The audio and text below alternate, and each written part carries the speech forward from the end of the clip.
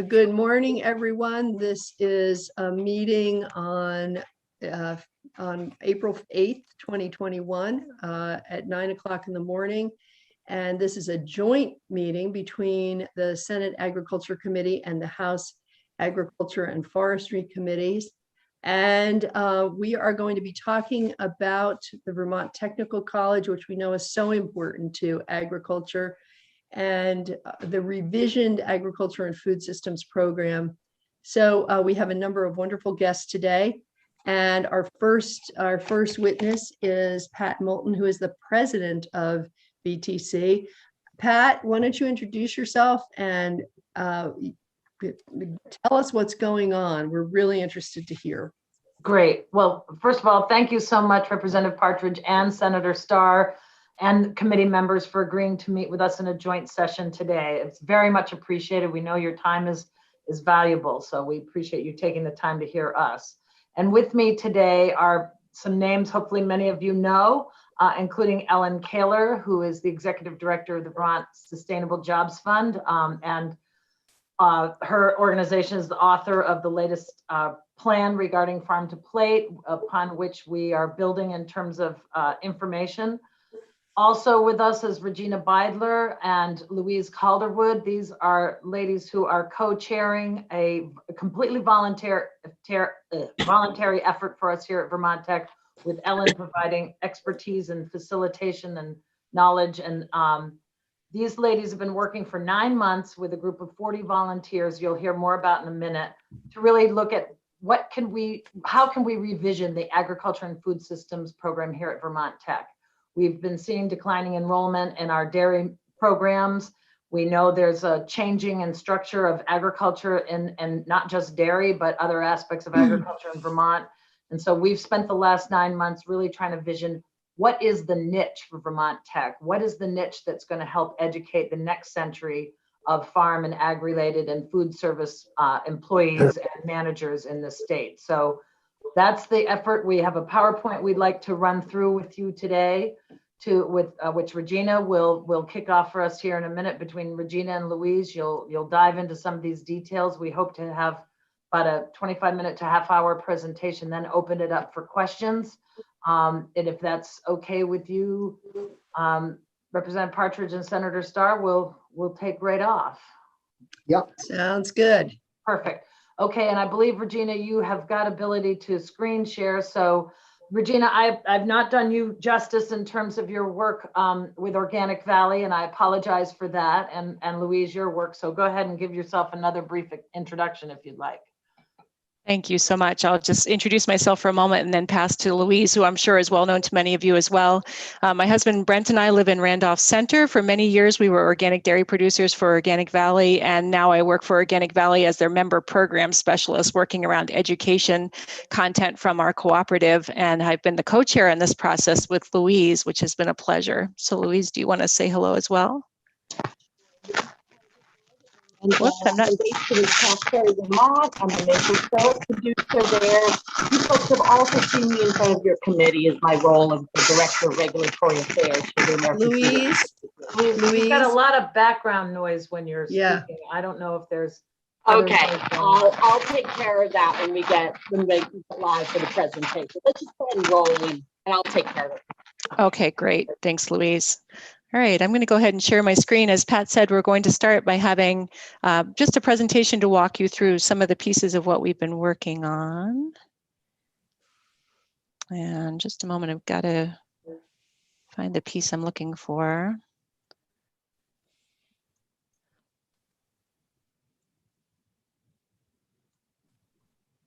Okay.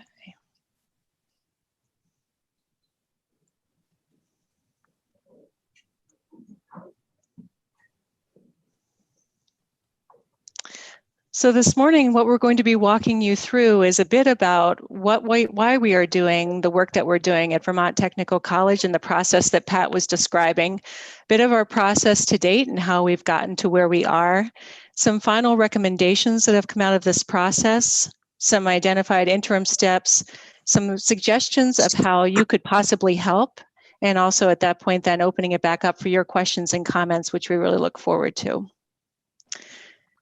So a question of why are we doing this? The impetus for the start of this project was the threatened closure of the VTC Randolph campus last year. However, declining enrollment over a number of years has been a significant threat to the long-term sustainability of this program. You'll see that it's not only 2020, which obviously during the pandemic year had a very significant impact on enrollment, but even in the years prior, you'll see a marked decline coming down from 2016 to the present. We also are seeing that the Vermont State Colleges merger necessitates a really clear path forward in order for this program to survive. And this slide shows the impact of those declining student numbers. At the top of this slide, you'll see operational cost, and that's all the costs related to the agriculture program, including the farm, which is the program laboratory.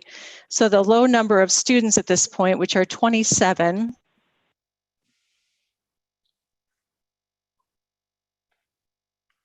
Regina, you're off mute. I am off mute? Now you're okay. Okay, just making sure. Okay, so just showing that the per cost student is significantly higher than some of these others that are detailed beside it, with right now the per cost student being close to $13,000 per student. And the bottom slide shows the financial deficits on the campus farm, taking into account the expenses after the sale of milk, maple syrup, and apples. And you're going to hear more specifics about this a little later from Louise in this presentation. But the most significant impact of these numbers isn't the function of herd management, but rather the reality of running a dairy farm using union labor.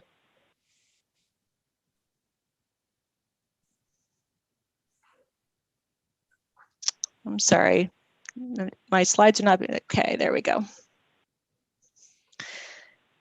What we're seeing is that this is contrasted against a rapidly growing local and regional food system with a wider expanse of job opportunities and more specific training needs for the current and future labor force. And you certainly will be aware in your committees of these dynamics through the information that you've been hearing through Farm to Plate. So one of the questions that we asked during this process is, with the understanding that the food system is bigger than production agriculture, is Vermont Tech going to focus solely on production ag education and training, or can we also focus on other aspects of the food system? So we'll spend a few moments walking you through some of the people and the process that we went through to get to the recommendations that we'll show you. As Pat mentioned, we had more than 40 people volunteer to be subject matter experts and working together with the faculty and staff to identify the real strengths of this program, as well as a path forward that's responsive to the changing food system that we've just mentioned. This included a significant number of listening sessions from a number of groups in the food system, including current and former faculty and staff and community members, and a number of different production groups within agriculture as well. You'll see some of them listed here in beef, goats, dairy heifer grazers, and some value-added businesses. One specific listening session that I'll call out is we gathered a group of recent 2+2 students who had just left VTC and are now at UVM. And we got to ask them about what drew them to Vermont Tech and the strengths and future opportunities that they saw in the agriculture program. And that was really interesting to have very recent students be able to reflect on that. We also had a specific team working in our group developing and sending out a survey that was sent out to a diverse group of stakeholders, including, as you'll see, alumni, community members, and food system people. And we had 191 respondents. And this was really important to us because we didn't want this project to happen in a vacuum, but very much to be driven by the expertise and also the observations of those who are connected to the program at Vermont Tech. Pat and Louise and Ellen and I are what we are calling the leadership team, and that's a group of us that have been meeting weekly since May of 2020. We meet for an hour and a half every Tuesday morning, both to keep an eye on the current process and to always be looking ahead to what the next steps are going to be. So that's been consistent through the course of this process since last spring. We've also been really very lucky to have a very diverse steering committee that draws from across a wide cross-section of Vermont agriculture and education, and that meets monthly. So again, you'll probably see some very familiar names on that list. The survey that I just mentioned a few minutes ago was led by Erica Campbell from Bernie Sanders' office, and again was very important in getting that feedback from our stakeholders. And then we had 4 other teams that we've developed over the course of this process. The first one, Program Models, started their work late last summer and in the early fall. And that group, led by Philip Ackerman-Leist, was looking at surveying other existing ag programs across the country for ideas of what other people were doing, and then identifying flexible elements and delivery modalities that we think reflect the needs of current students and the food system. We also had a culture and curriculum team that started their work at the same time. That was led by Mark Mahaly, who's a former dean and president of Vermont Law School. And that team looked at identifying the knowledge and competencies that are needed for success in today's food system, and then reviewing the current curriculum at Vermont Tech for gaps, and coordinating with the program model team around delivery modalities. And a subgroup of that team is the dairy subcommittee. We felt like the longstanding importance of dairy and future producer education, not only at Vermont Tech, but for the whole state, was really important to call out. And so gathered a group of diverse dairy producers from across different sizes, different types, goat dairy and cow dairy, to come together to have discussions. And that group focused very much on identifying what are the essential knowledge pieces that need to be in place for someone to succeed at dairy. Where does that education happen? Is it in the classroom? Is it on the campus farm? Is it on other people's farms? And how does that education support the needs of the food system? The business case team was led by Jed Davis from Cabot, and arguably had the heaviest lift because they took the recommendations from the first 2 teams' work and applied financial scrutiny to them. So in the course of their work, which began early this year, they have reviewed the existing conditions, financial conditions in the program, looked at current performance. They've proposed some transformation, have set some performance expectations and some expected results, as well as some identifiable gaps for long-term financial viability of the program. And the final team we'll call out, led by Kate Finley Woodruff, who's is the dean up at the College for Ag and Life Sciences at UVM, is a communication and outreach team. And this team is working on articulating what would be the promise and delivery of what students would receive from the program that's being recommended, and developing clear messages for those who are hearing what this program is about that also aligns with the larger marketing and messaging from the college. So with that, we're going to walk you through the large recommendations that came out of this process, knowing that there'll be opportunities to answer more questions as we get to the end of this presentation. The first recommendation was to create a Center for Agriculture and Food Entrepreneurship. The sense behind the idea of a center is it's an easily identifiable and marketable portal for prospective students to see a variety of available learning options. And if you look at the center of this graphic, we've been able to place advising at the very center of the learning process. So as individual students come in, they're advised in being able to meet their individual learning and professional goals. And at the same time, having the center also allows the ability to have a close connection to the activity that's happening in the classroom and on the farm. And then on the right side of the graphic, also to work very closely with the continuing education and workforce development department at the college, and also with other majors and concentrations at the college, because as we know, beyond production agriculture, there's lots of places in the food system that require business or manufacturing or technical skills that could be met by some of those other majors.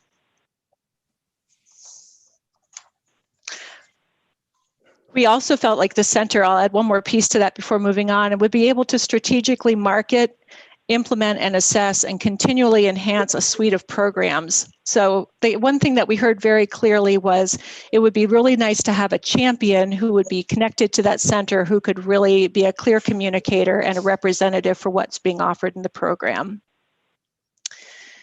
This slide is showing a recommendation showing that we know that there's a value in a core curriculum that allows flexibility in learning for those individual students that we were talking about. What we discovered when we looked at the existing associate's degrees, which right now the two associate's degrees are agribusiness management and dairy herd management, that when you look at the specific courses that are offered in those two areas, there's significant overlap in those areas. So there was a recommendation to have one associate's degree that would allow for additional focus areas that answer worker needs in the growing food system. So if you look at the sandwich board on the right, there would be a core curriculum for the associates allowing for either a continued dairy and animal science concentration, which is currently available, or also an opportunity for those interested in food entrepreneurship or some other piece of the food system to have an opportunity to get their associates as well. And we also see the value and the strength of maintaining the current bachelor's degree in diversified agriculture and the 2+2 program, which is a really important part of Vermont Tech's offerings and their partnership with UVM. We wanted to go a step further and say, if that was the recommendation, what could that look like around the specifics? Would it still meet the educational requirements that the college has for every graduate? So this first slide shows that the top is the general education requirements that are required for every student that's at Vermont Technical College, and that adds up to the 20 credits. Below that, on the bottom of the slide, is what we see as core courses, no matter what your concentration, that would be of value to you if you are a college student in the agriculture degree program.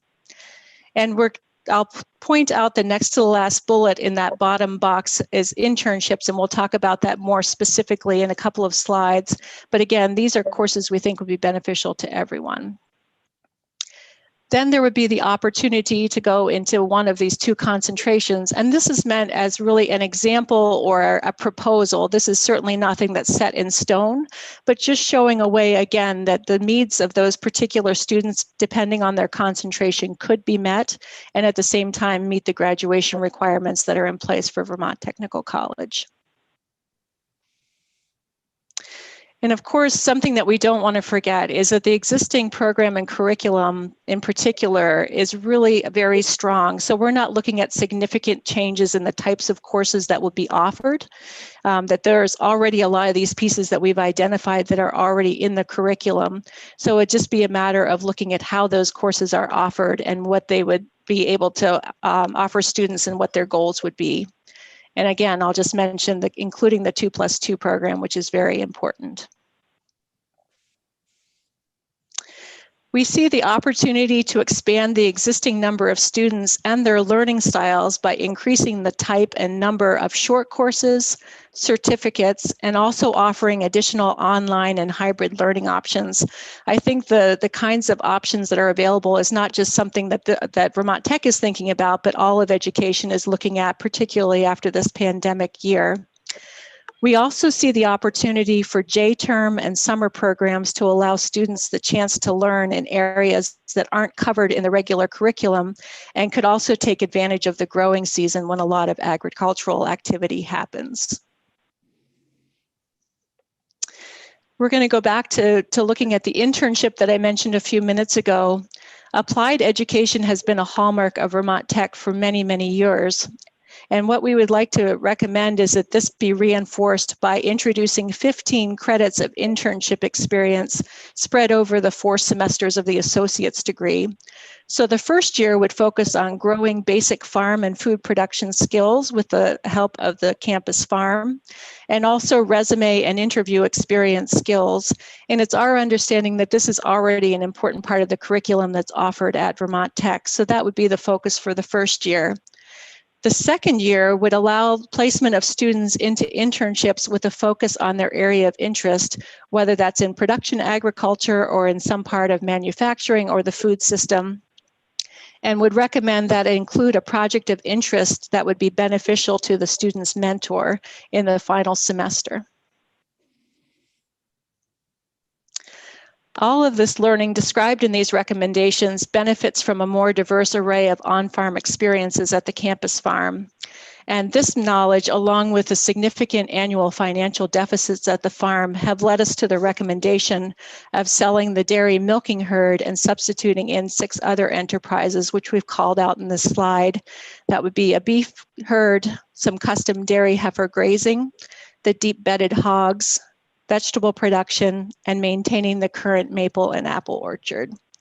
And this doesn't mean that dairy education will disappear, as both the coursework and the ability to work with non-lactating cows will continue to exist at the campus farm, but it would mean relying on partnerships with area farms that would help to fill in some of those additional skill development that wouldn't be able to happen around a milking herd. And I'll just say too that the 2+2 focus group spoke positively about the interactions that they were able to have with local farms, because their comment was that it gave real life perspectives that were really hard to get on a campus farm. So already seeing the benefit of partnering with farms in the area. And if adopted, this new program would require some rebranding and an expansioning of marketing approaches to significantly grow student enrollment. So I just offer this as a sample of what some of the marketing could look like. It calls out the Center for Agriculture and Food Entrepreneurship that I mentioned earlier, and also shows a greater diversity of focus areas that a student might be able to learn if they come to Vermont Tech. And with that, I'm going to hand things over to Louise, who's going to take you through some more of the numbers. Regina. So Regina laid out all of these wonderful ideas and vision for how can we reshape and tweak some things at Vermont Tech to meet the future of agriculture in Vermont. But as we all know, in order to do that, the numbers have to work. So looking at this slide, starting in the bright yellow on the far left of your screen, you'll see what we're calling scenario 1. And this is the status quo. So if you go all the way over to the left, you'll see a revenue line. And that revenue line are all the sources of income for the ag program at Vermont Tech. So this is student enrollment, it's the sale of milk and beef and apples and maple, it's the Ag Institute, any source of revenue. Likewise, the expense line represents all of those expenses needed to maintain any of those either educational or operational components of the ag program. And you can see that today, under the status quo and the current number of 22 enrolled students, that the net revenue is in the red. Now, the next line I want to really explain to you, that's the margin. And you can see here the margin in the bright yellow column is minus 18%. What the margin represents is what does the student enrollment, or what does the program in general contribute to the entire school? So we recognize we have the need for the academic, but there's also the need to keep the student health center going, the student educational, or student athletic center going, to keep, frankly, the president's office operational. And so in order to achieve all of those needs, the margin that's essential for an educational program to contribute to the entire college is 74%.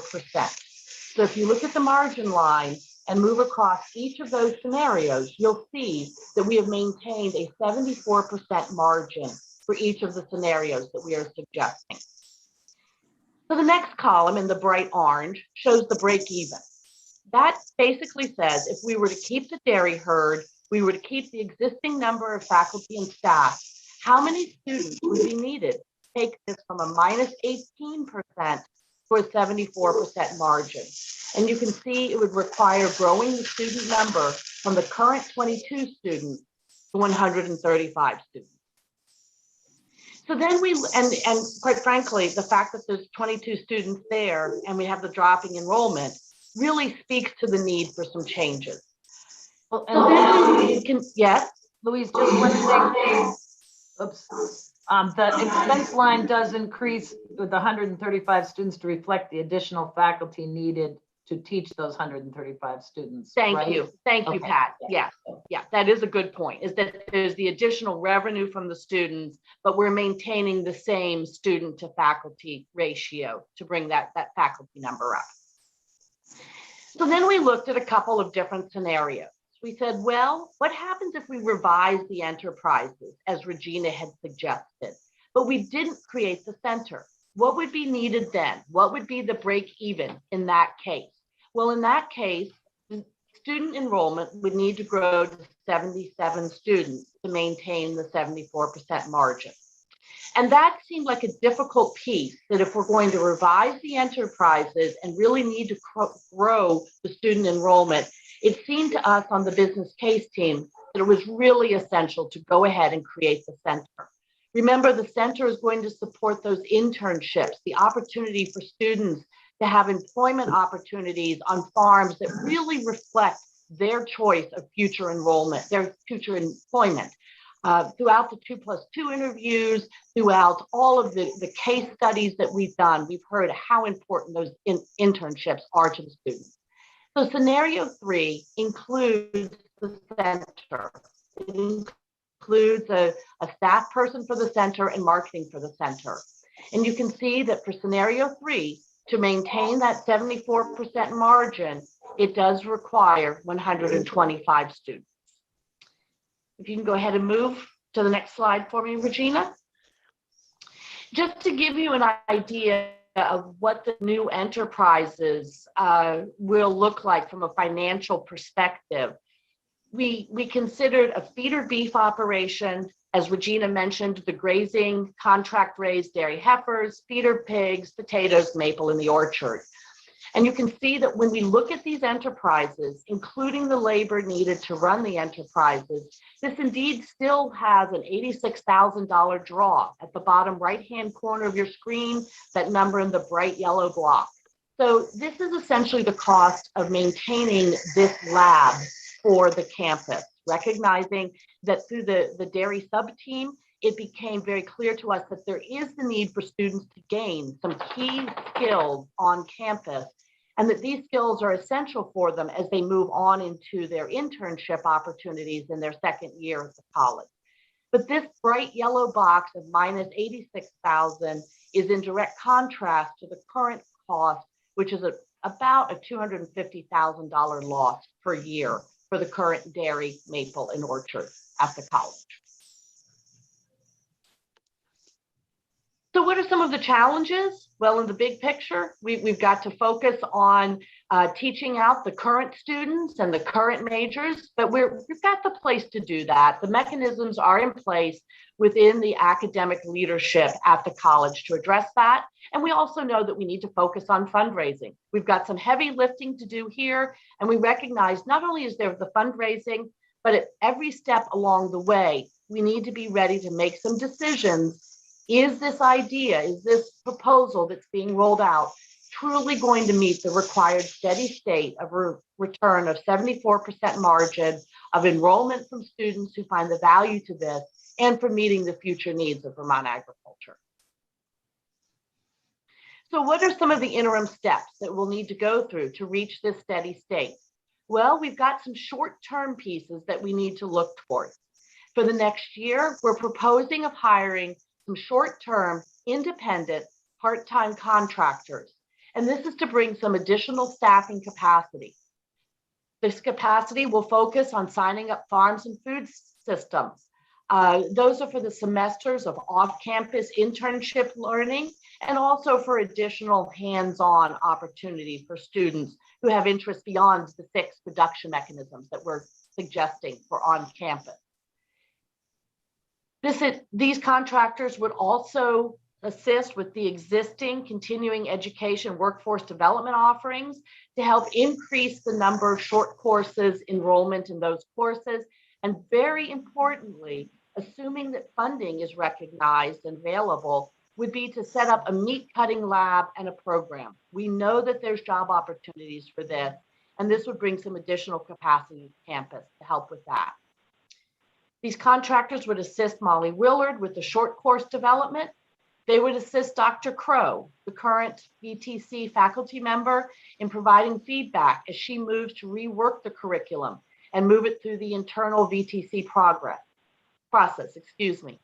These contractors would also be available to help Steph Nault, the current farm manager, as she moves forward with the changes at the farm that will be needed to accommodate the new ag enterprises. We know that fundraising is a huge piece of this. So some additional contract employment to focus on the fundraising needs. And finally, and perhaps most importantly, is to really focus on increasing the enrollment and working on the rebranding and rebuilding of the overall program and marketing back. This isn't the first time. Vermont Tech has been here before. Actually, in the late 1950s, it was proposed to close the campus. The governor's address actually stated that we still need trained young men, sign of the times, on our farms, but we also need trained workers in industry. And in the governor's address, he mentioned that the School of Agriculture should be closed. Well, it didn't happen. The School of Agriculture was rebranded, was revisioned, was rebuilt. It grew. I know many of you are graduates of this program, as are other family members and other people you've worked with throughout your careers. We know how important the School of Agriculture is to the state of Vermont. It's our job to rebrand, repurpose, and move it forward. So, how can you help? What do we need? What are we asking for?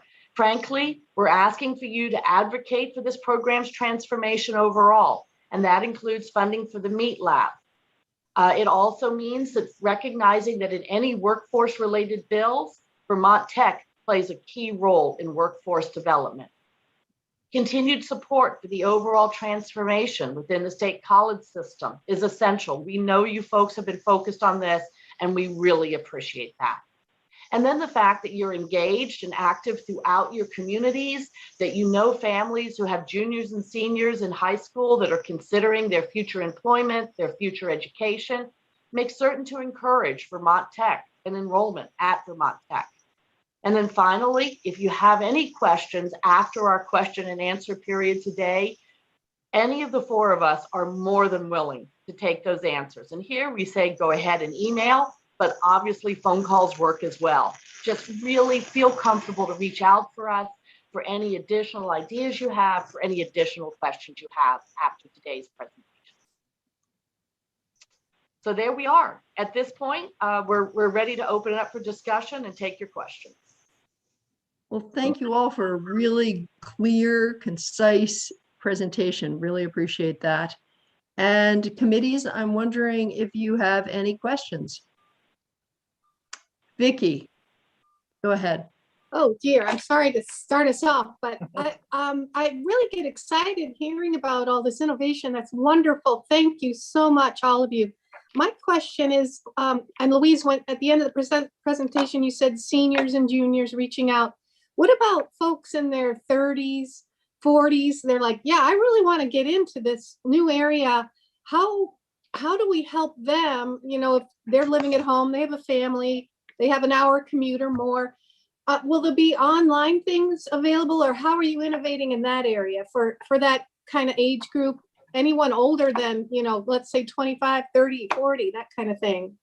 Absolutely, Vicki. And that's something that we heard, not just from you, we've heard it throughout the process.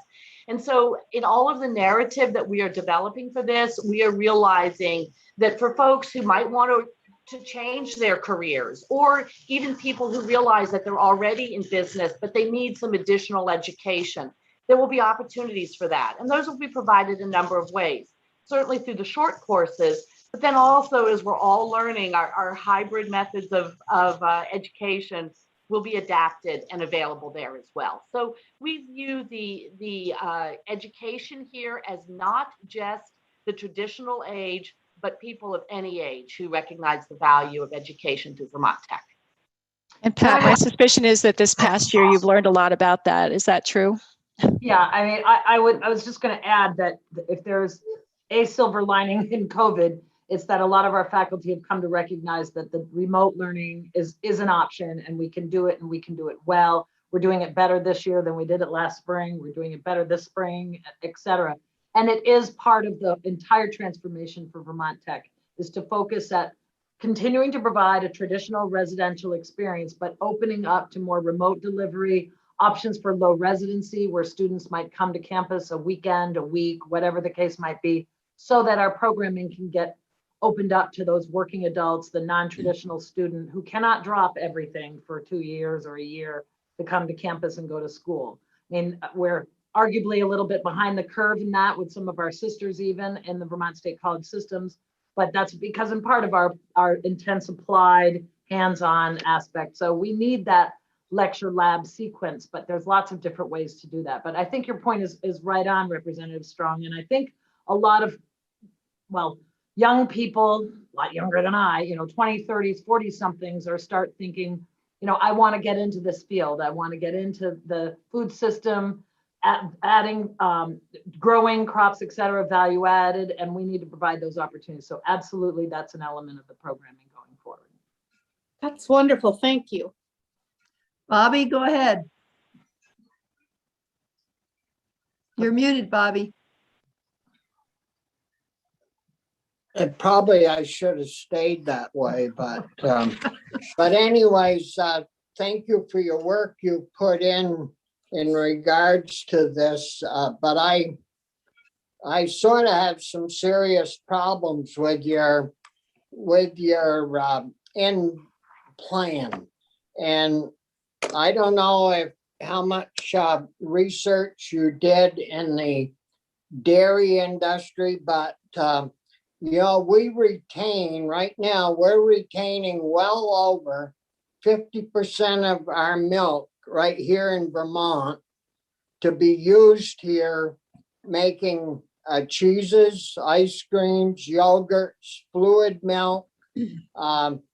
And I haven't given up on the dairy industry, and it sounds like you guys are kind of right on the verge.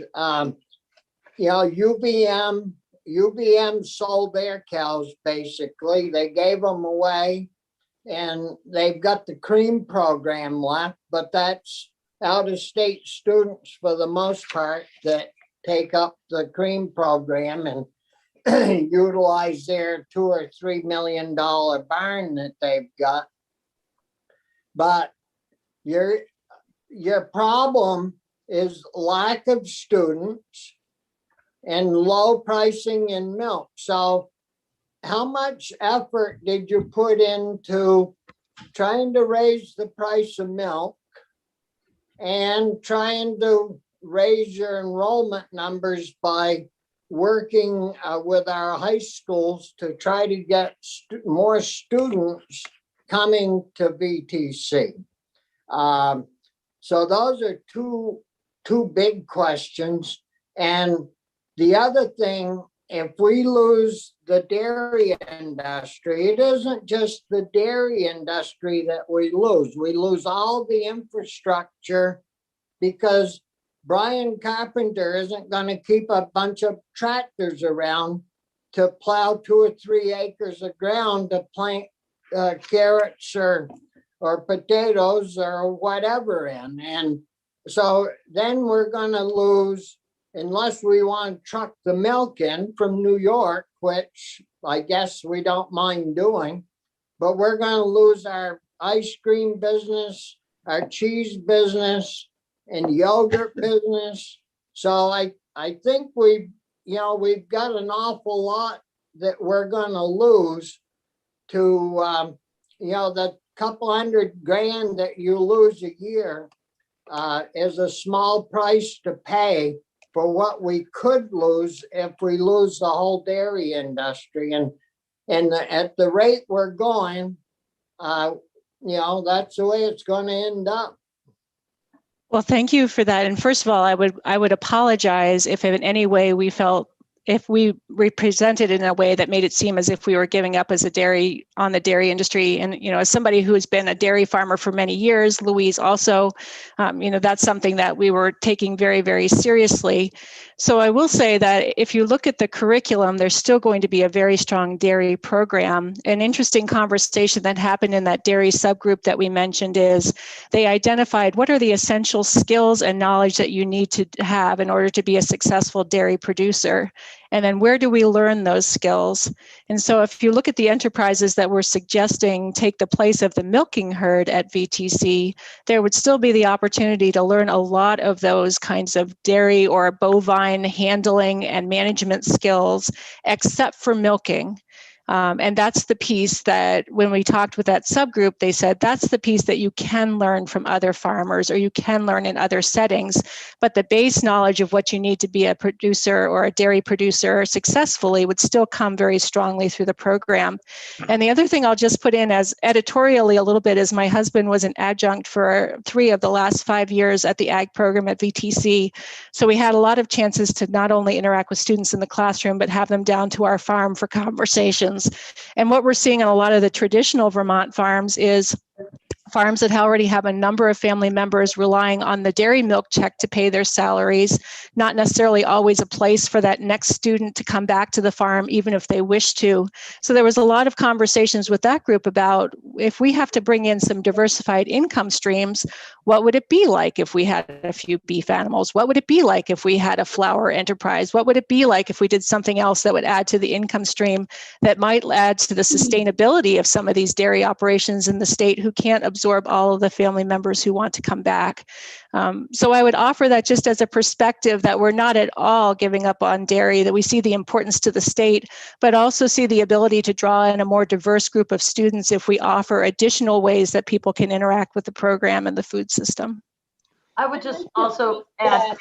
Also, if I could, Pat, Go ahead, and then I'll let you back up here. But as Bobby knows, and I've been away from Vermont for 2 years, so I may not be familiar to some of you folks, but for 8 years, I was a regional dairy specialist with Extension. My husband and I owned a 300-head dairy farm. I was Vermont's Deputy Secretary of Agriculture for 8 years. My license plate was bovine. So dairy is my background, dairy is my blood, dairy is my love. When we revisioned the enterprises at Vermont Tech, it specifically is to support dairy. Some of the feedback that we received from students was that the current facilities didn't meet with their needs for modern dairy operations. Also, as Regina mentioned in the dairy subgroup, we have organic dairy, grass-based dairy, 2,000 head dairy. We have so many different forms of dairy. And that's why we're really focusing on the internship to give the students the opportunity to get the hands-on experiences at the dairy farms that are of interest to them for their ongoing career. As Regina mentioned, the enterprises were selected because they will give the students the skills they need. And I'm going to go on mute. I hear, oh no, it went away. The enterprises that were selected are to give the students the hands-on skills that they need to then move on into their enterprise setting, where they'll have 2 different opportunities to work with 2 different businesses that will be reflective of their future career goals. Thank you, Louise and Regina. And certainly it is clearly not our intent nor plan to abandon the dairy program. Quite the opposite, is to try to reinvigorate it in a different way, in part because we do have to make a pretty major investment on our farm if we're going to continue to operate our dairy herd. Our farm is old. The barn needs significant work. We're looking at probably a $3 to $5 or plus $1 million investment into the facility itself to bring it up to speed. As Louise mentioned and Regina mentioned, we don't have many of the things that, I mean, students are coming off family farms that are in better shape, have robotics, have other factors that we don't have here.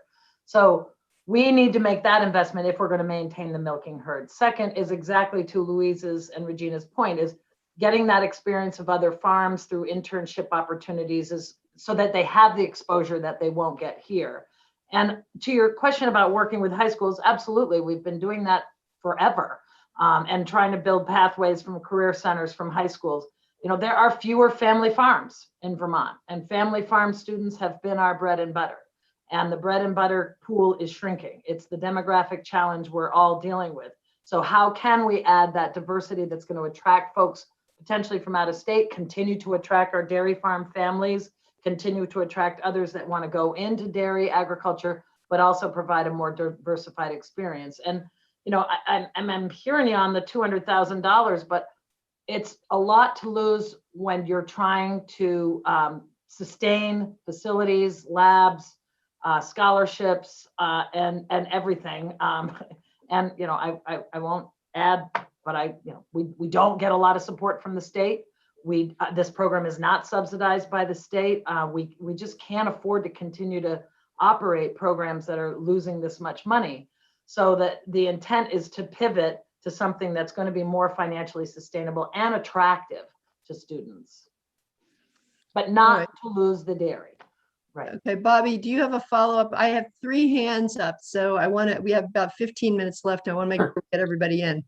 Well, I've got my hand up and I still don't agree with what the responses were. There was no response on helping to get the price of milk up, very little response on why our students are going over to New York to college, down to New Hampshire to college, and not coming to our own colleges. But anyways, and Pat, I really take offense to the state not putting money in. We put millions and millions in just last year, and another 50 odd million this year's coming. I think we're catching up to a great extent on helping out. Oh, no question. Absolutely. And no offense intended, but it's been arguably, decades to get to this point. So yes, extremely appreciative of what's been happening now. It's just the question of sustainability. And to your point on milk, we're in the education business. I don't know how we go about working to get milk prices up. So I'd be happy to go to school with you on that, Senator, on how does a college do that? Secondly, I would say that, why do students go out of school? Our tuition is not cheap. And our tuition is not cheap in part because of the historical lack of support for the state colleges. When we have 17% of our budget become from the public, it forces everything onto the tuition. And for us to maintain this farm and maintain the program, we're essentially asking the other students at the college to subsidize the ag program. And if that's the decision that the Board of Trustees chooses to make, then I support that. But the pressure that I see from me and for this institution, particularly as we go forward with the transformation of the state colleges, is looking at these small, low enrolled programs that cost a lot of money and figuring out how we rework them or making them go away. And before we put a knife in this program, I want to have unturned every possible stone to figure out how we can make it successful and keep it, because I believe in our 150-year history in dairy education and agriculture education, and I want to keep it. But I'm struggling with how to do that in the current environment, frankly. So I'd happily have a chat with you, Senator, offline about what can we do on the milk price question, because I will admit I'm ignorant in that area. All right, thank you, Pat. I'm going to call on the folks who have their hands up. So Brian is first, and then John, and then Chris Pearson. So Brian, go ahead. Thank you, Madam Chair. So the presentation talked a lot about rebranding, and I'm curious what exactly might be in the works for that. I'll just mention that in my district, Castleton, which was a state college at one time, Castleton State College became Castleton University when David Walk was the president, and has spent considerable effort, money, and time in branding itself. There's a bill that's just been introduced in the Senate that will withhold funding for the state college system if each individual institution is not allowed to continue to market and brand themselves the way they are. So I'm curious how VTC is going to rebrand itself. All right, Senator, you're referring to the college in its entirety, or are you referring to the ag program? Well, either way, I guess, Pat. Okay. Well, we haven't gotten there yet on the how the college in its entirety. I mean, our brand is pretty sound now. We have a brand as a small, caring community that achieves results, hand-on applied learning, 99% placement. You can get a job when you graduate from Vermont Tech. That's our current brand, and we don't want to lose that. No more than Castleton wants to lose its brand. No more than NVU wants to lose its brand.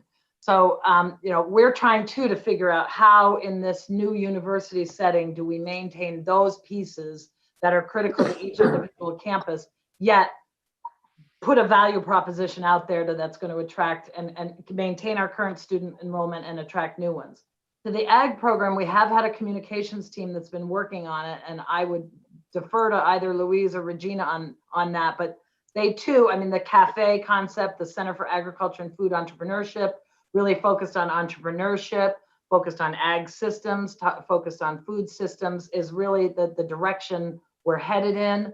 Maintaining that Vermont Tech is the special brand of applied, hands-on, practical experience that leads you to a career where you can make a good living. So all the final branding yet to be determined. I don't know, Regina, Louise, or Ellen, if you have anything more to add, but Yeah, I'll just say that where we are in the process right now is that this is a proposal and a final report that's going to be handed to Pat, and that she and the Vermont State Colleges Board and others will make the decision of, do we accept this proposal or not?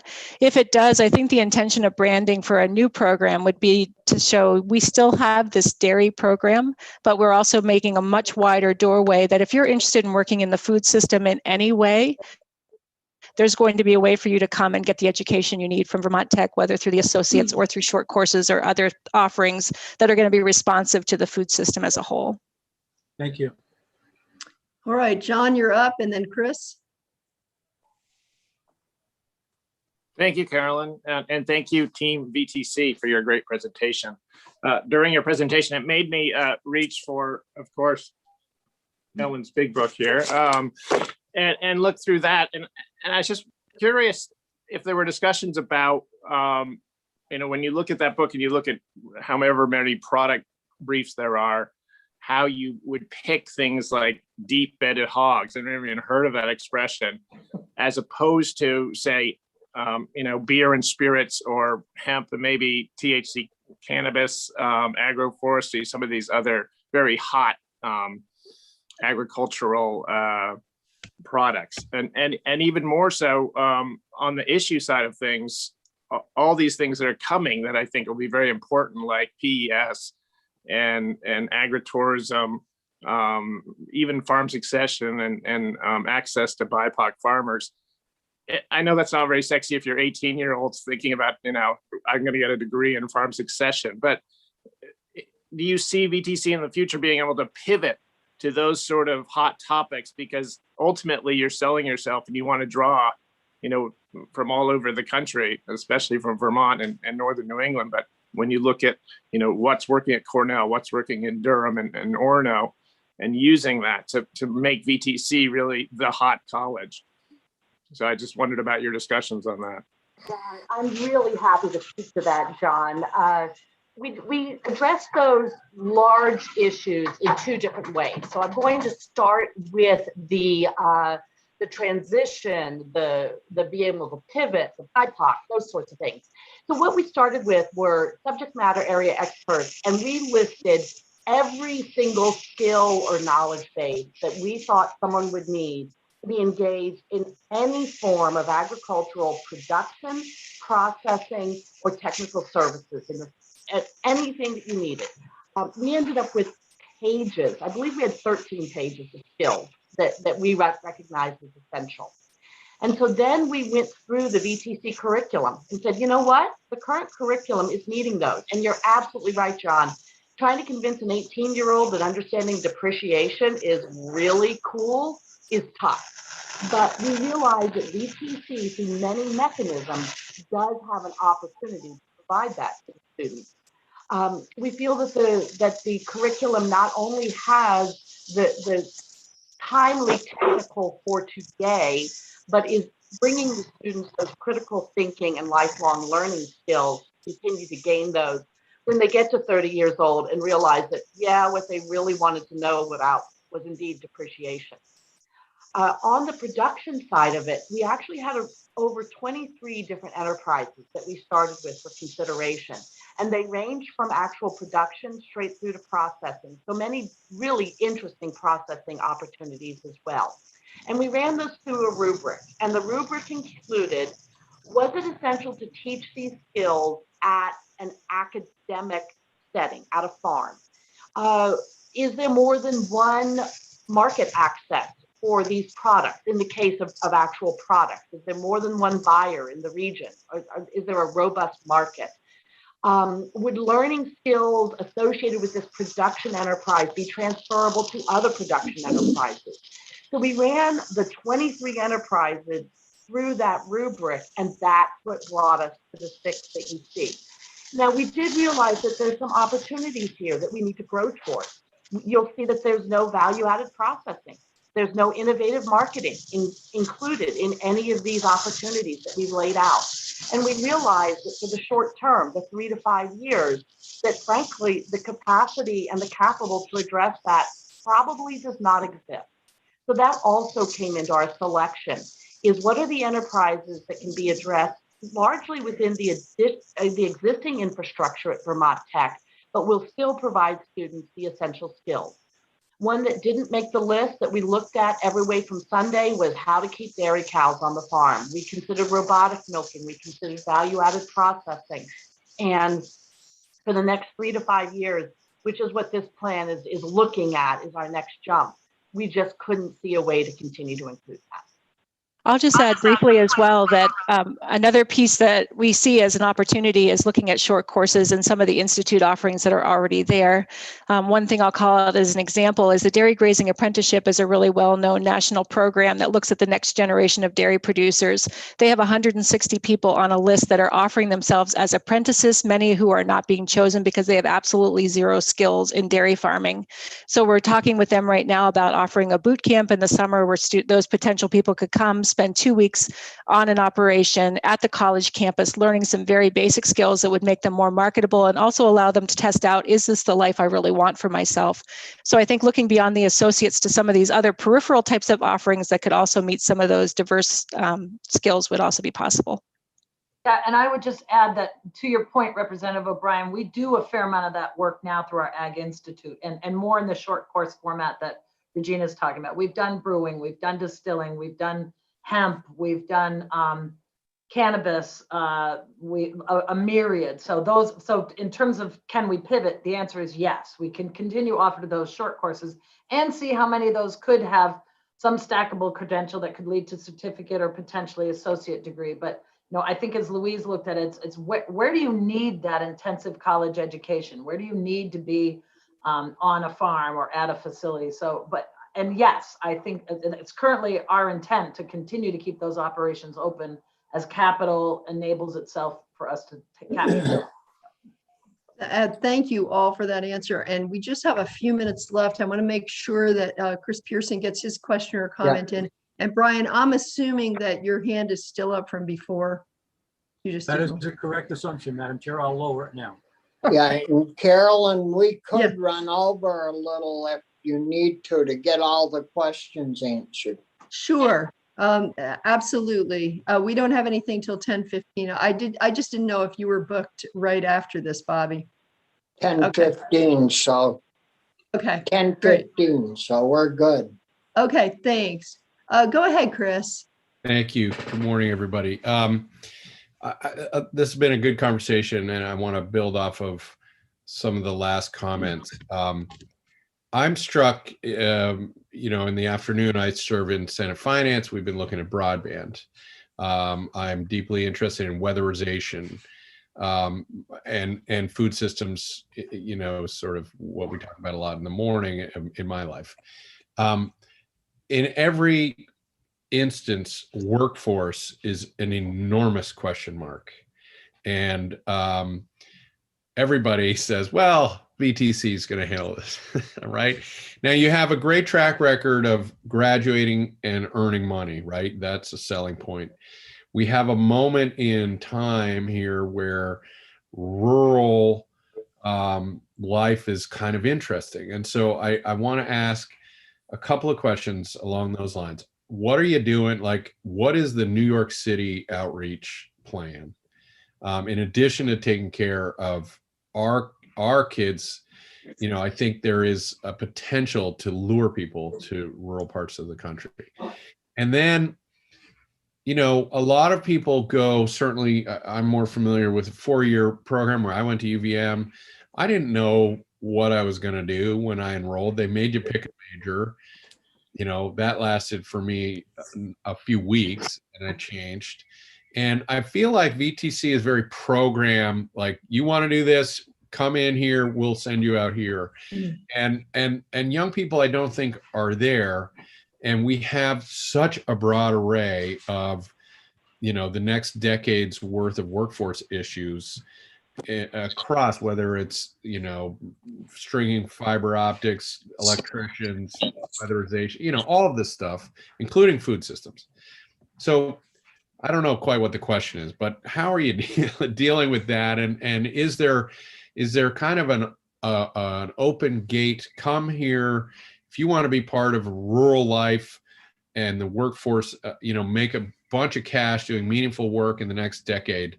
Come to VTC. Can you just talk about that sort of? It's not a very pinpointed question, but maybe it makes sense.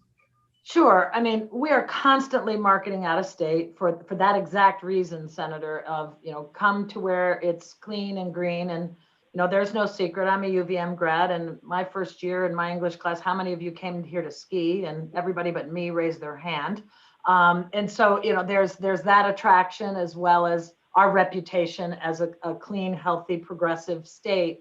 So that helps. We are hindered in large part by our cost of tuition. We have other states that surround us that are able to offer a lower tuition. And I mean no disrespect at all, but because they get greater state support and have continued to get greater state support through the years. So we compete on that front. And then often some of those rural students get here and they look around and go, wow, where's the mall? Where's the this? Where's the that? And so we may lose them. On the flip side, we get students who go to larger institutions and say, no, I want a smaller, more rural, more homey community feeling, and they'll transfer here.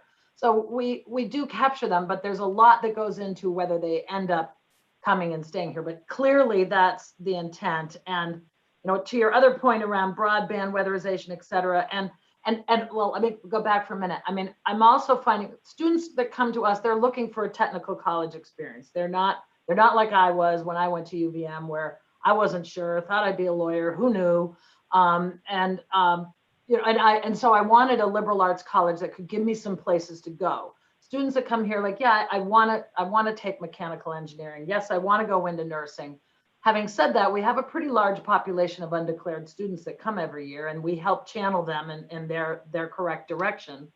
And our programs are pretty lockstep. We cram a lot into a 2 and a 4 year degree here, but the results show. So, and part of the new university will exactly give greater opportunity, if you will, for the students who might come in and say, maybe I do want to be a poli-sci major, like in my case, and then look over here and see these mechanical students or see these construction management students and say, ooh, that kind of looks better to me. So, but we are a technical college. We offer the technical programs, and then we do our whole continuing ed and workforce development division is all around things like broadband, weatherization. I mean, we're doing that every day. We're currently in conversations with the CUDs about lineman education, so we can get that broadband extension.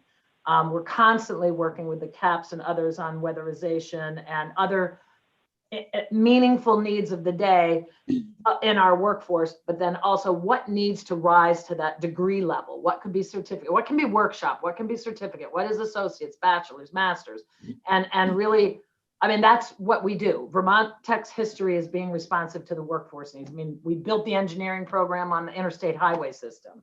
We built the ag program, as you saw in the presentation, when the Industrial Revolution, or the technical program when the Industrial Revolution took off. We built the ag program when there weren't enough ag degrees being awarded from the University of Vermont. So that's our gig, if you will.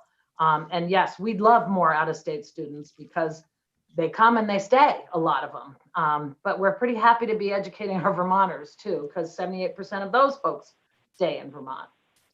The other thing that I'll add too is that this is very much why we thought the center was really important. If you're a student of any kind or any age and you think, I kind of find food systems interesting, but I really don't know what I want to do.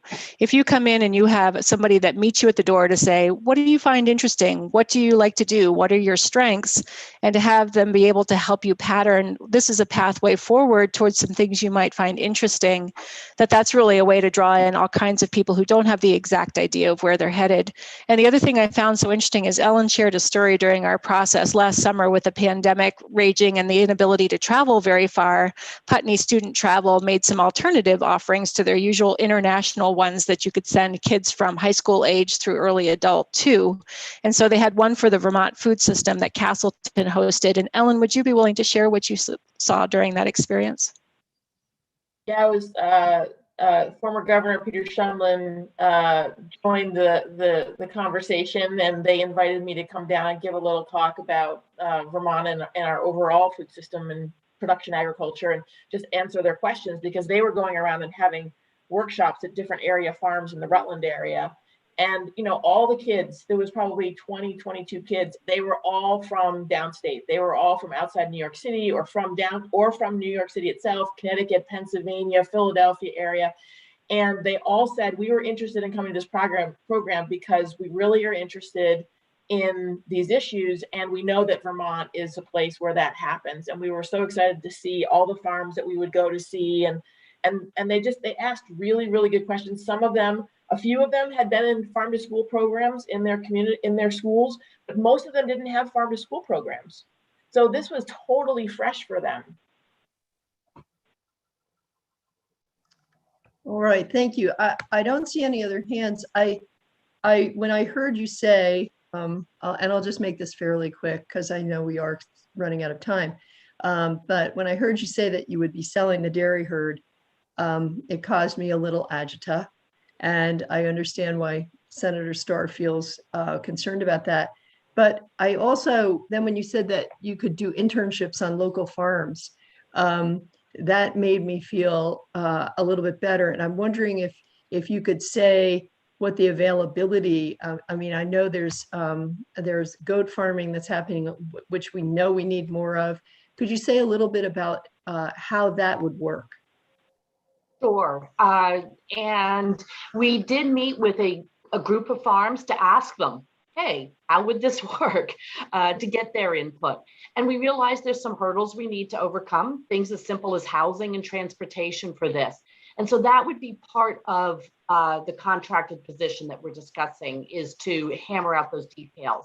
Vermont Tech does have a number of other programs where they have paid internships for students.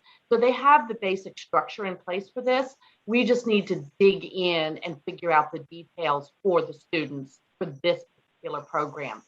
In addition to the 2 paid internship opportunities, we're also looking to develop what we're considering units. And this would be an opportunity for students to work with a specific farm, for example, for 3 afternoons a week for a month to learn a specific skill. And that wouldn't be a paid, we would probably be paying the business for that, providing that service to the student. So we realize that we do have a lot of the nitty-gritty details to figure out, but we're confident that Vermont Tech has the broad structure and that we'll have the staffing capability to really hammer that out over the next year. So, And what we do know, oh, go ahead, Pat. Oh, sorry, and I share your concern, Representative Partridge, and it caused me a little agita as well, in terms of, before we make that decision to get rid of the milking herd or not keep a small milking herd or some iteration, I want to have confidence that there are those farms who are willing to host students for the long term, and to understand what the issues that they may have, liability. I mean, you know, one of the things we experienced at Norwich Farm was we had students who weren't necessarily the world's greatest artificial inseminators, and they wanted the opportunity to learn more, but you had a private sector farmer who's paying the cost of the product to do the insemination, wanting the best students to do that. So do we have to compensate them for some supplies, things of that nature, recognizing that they're not in the business of providing education, but is exactly as Louise said, that this contract to get moving over the summer, if we can get funding in place, we'll be able to suss all that out and really get a sense and sign folks up, as well as other value-added producers and other opportunities for not just internships for the units, as Louise described. Yeah, Thanks. the And only piece Regina, I'll- do you want to go ahead, Regina? Sorry. Oh, to sure. interrupt. Just no. Thank you very much. Just to add that the one thing that we do know is that any internship will be closely monitored. That there will be educational content goals that are expected. That we're not just going to stick them down there, hope they learn something, and hope for the best. That there will be assignments connected to it. So it isn't going to be a loosely oriented internship, but rather one that has specific expectations. And I think one of the interesting challenges for us, as well as everyone else, as we talk about what we're seeing in this vision program, is that we need to worry about internships for processing and manufacturing and logistics and social media and marketing, as much as we need to figure out farm internships, because if we really see 120 plus students in this program to make it really work and thrive, it's going to be probably those that have interest beyond producing food of some kind, and also looking to those other really essential pieces to add value to what's being produced here and then getting them to the marketplace. So it's going to be exciting and a big lift, but really feeling positively about the opportunities. All right, I'm watching the clock, and I think that oh, Vicky has her hand up. This has got to be the last question or comment, and then I think we need to break because we need to move on. But I want to say thank you so much to everybody for all of your hard work on this. In case I don't get a chance at the very end, Vicky, go ahead. Thank you. And I don't think this will be too long. And I just get so excited hearing about how you guys are all working so hard and innovating and really complex sometimes. Tell me real quick, fundraising can be challenging. And you mentioned it several times in the presentation. Is it a traditional send letters out to alumni kind of a thing, or are there other ways that you're going to be fundraising? Well, yeah, I mean, it's alumni for sure, but it's also foundations, philanthropy, grants. We'll probably be knocking on the legislature's door at some point, but it's really like any place we can go. I'm frankly hoping we could look at corporate sponsorship, be it equipment or something of that nature. We've toyed with that since I've been here. I don't know of past attempts, but it's going to be combing the earth, if you will, for funding, but really starting with philanthropy, grants, alumni. I mean, we've been talking with alumni and asking for giving a long time, and we do get some giving, but it's not always of a scale that like NVU and the $3.5 million from the president of Carhartt or things of that nature. But it's steady assistance in smaller amounts, which is great. But we're really going to have to step it up to really facilitate all this. And there are grants we're constantly going after. So, but yeah, that's what we're looking at. And I too just really want to thank you all very much for your time this morning, especially the extra time, your interest, and obviously lots to talk about as we move forward here, but really appreciate your feedback and your insights, and we'll be following up. So thank you so much. Well, thank you all. Really appreciate it. And I'm sure, Bobby, did you want to say a few last words? No, just that I want to thank the committee for their work. You can disagree and still not be disagreeable about it. So, but it'll be interesting to, analyze the proposal further. And thanks a lot for all the hours and days that you did spend putting this all together. Thank Yeah, you. and I want to thank you too. And this has been fun to have a joint meeting with Senate Agriculture and the House Ag and Forestry Committee. And just in terms of directions, I think Senate Ag is going to hop off. House Ag and Forestry is going to stay on this call. I'll give you all like a 3-minute break, and our next witness is here. So thank you. And yeah, Bobby. Senate Ag could come back at 20. We'll take a 5-minute extension on our comeback. Yeah, it's almost 1/4 after. All right.